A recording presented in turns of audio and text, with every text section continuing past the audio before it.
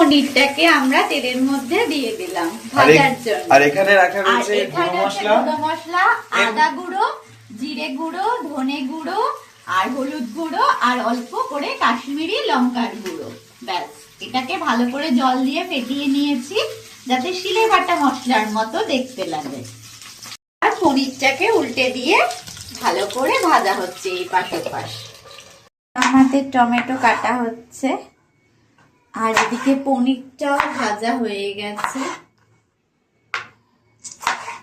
ভেজে রাখা পনিরটাকে এবার আস্তে আস্তে পিস পিস করে কেটে নেওয়া হচ্ছে।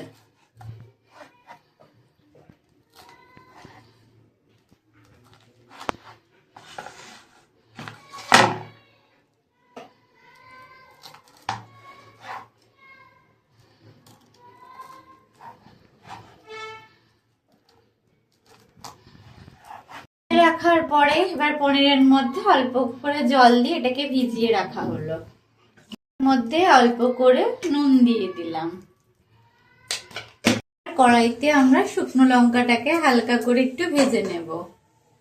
এরপর আমরা কড়াইতে দিয়ে দেব গোটা জিরে।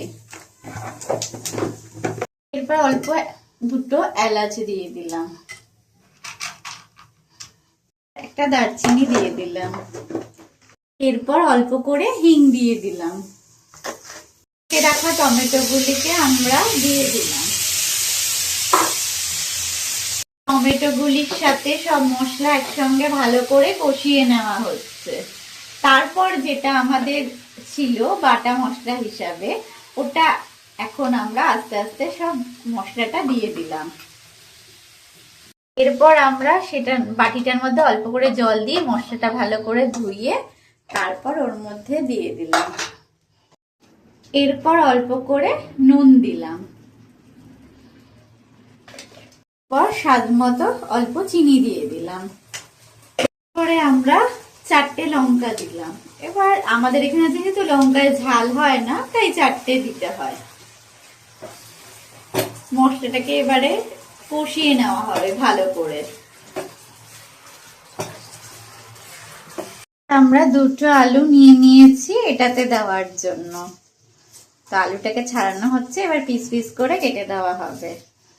কড়াইতে তেলটা গরম করার পর এবারে আলু দেওয়া হচ্ছে।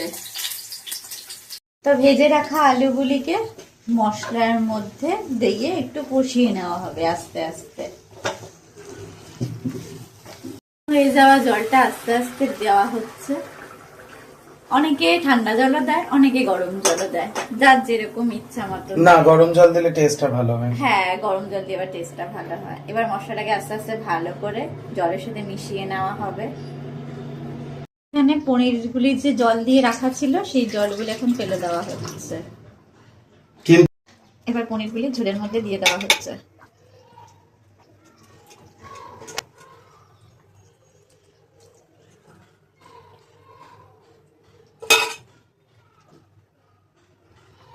পনির রেডি হয়ে গেছে।